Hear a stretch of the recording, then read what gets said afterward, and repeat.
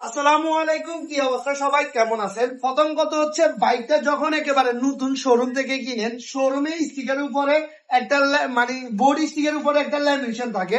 আপনারা কি করেন, এটা উঠান না।